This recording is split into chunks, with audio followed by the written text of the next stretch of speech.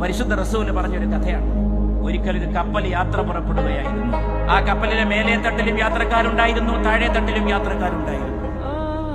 മേൽത്തട്ടിലെ യാത്രക്കാർക്ക് കുടിക്കാനുള്ള വെള്ളം അവർ കരുതിയിരുന്നു, താഴെ തട്ടിലെ യാത്രക്കാർക്ക് കുടിക്കാനുള്ള വെള്ളവും മുകൾ തട്ടിലായിരുന്നു.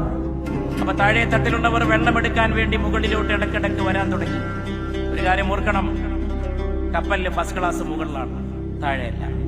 1400 കൊല്ലം മുമ്പ് കപ്പലിന്റെ കഥ പറയുന്ന വിശ്വപ്രവാചകൻ തിരുനബി മുഹമ്മദ് നബി സല്ലല്ലാഹു അലൈഹി വസല്ലം. അപ്പൊ താഴെ തട്ടിലുള്ളവർ ഇങ്ങനെ ഇടയ്ക്ക് വെള്ളം എടുക്കാൻ വന്നപ്പോൾ മുകളിലുള്ളവർക്ക് അതൊരു ശല്യമായി തോന്നി എന്ന് പ്രവാചക തിരുമേനി പറഞ്ഞു സല്ലല്ലാഹു അലൈഹി വസല്ലം. ഇടക്കിടക്ക് ഇങ്ങനെ വരുന്നു, ഇളകുന്ന കപ്പലാണ്, തട്ടുന്നു, മുട്ടുന്നു. വെള്ളം കൊണ്ടുപോകുമ്പോ മുകൾ തട്ടിലെ മേലാളന്മാരുടെ ഉടുപ്പിൽ വെള്ളം നനയൊന്നും തിരുനബി പറഞ്ഞില്ല, ഞാൻ വിശദീകരിക്കുകയാണ്. അവർക്കത് ബുദ്ധിമുട്ടായി തോന്നി എന്ന് തിരുനബി പറയുന്നു. അപ്പൊ അവര് താഴെ തട്ടിലുള്ള യാത്രക്കാരെ വിളിച്ചിട്ട് പറയാൻ തീരുമാനിച്ചു, ഇനി മുതൽ നിങ്ങൾ വെള്ളമെടുക്കാൻ മുകളിലോട്ട് വരരുത്, നിങ്ങൾക്ക് അസൗകര്യമാണ്.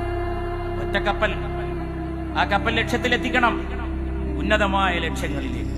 അപ്പൊ താഴെ തട്ടിലുള്ള യാത്രക്കാർ പറഞ്ഞു, ഞങ്ങളൊന്ന് ആലോചിക്കട്ടെ. നിങ്ങൾ ആലോചിച്ച സ്ഥിതിക്ക് താഴെ തട്ടിലെ യാത്രക്കാർ തീരുമാനം മുകൾ തട്ടിലെ യാത്രക്കാർ അറിയിച്ചു, ശരി, ഞങ്ങൾ ഇനി മുതൽ വെള്ളമെടുക്കാൻ മുകളിലോട്ട് വരുന്നില്ല. പക്ഷെ ഞങ്ങൾക്ക് വെള്ളം വേണമല്ലോ, കുടിവെള്ളം വേണ്ടേ? കപ്പൽ യാത്ര അവസാനിക്കുന്നതിന് മുമ്പ് ഞങ്ങളൊരു ഉപായം കണ്ടെത്തിയിരിക്കുന്നു, കപ്പലിന്റെ അടിയിൽ ദ്വാരമുണ്ടാക്കാൻ. കഥ ഇവിടെ വെച്ച് പറഞ്ഞു നിർത്തിക്കൊണ്ട് വിശ്വാചാര്യനായ വിശ്വപ്രവാചകനായ റൂഹി ഫിദാ മുഹമ്മദ് മുസ്തഫ സല്ലല്ലാഹു അലൈഹി വസല്ലം പറയുന്നു, ആ രണ്ടു കൂട്ടരും ചിന്തിച്ചിരുന്നെങ്കിൽ എത്ര നന്നായിരുന്നു.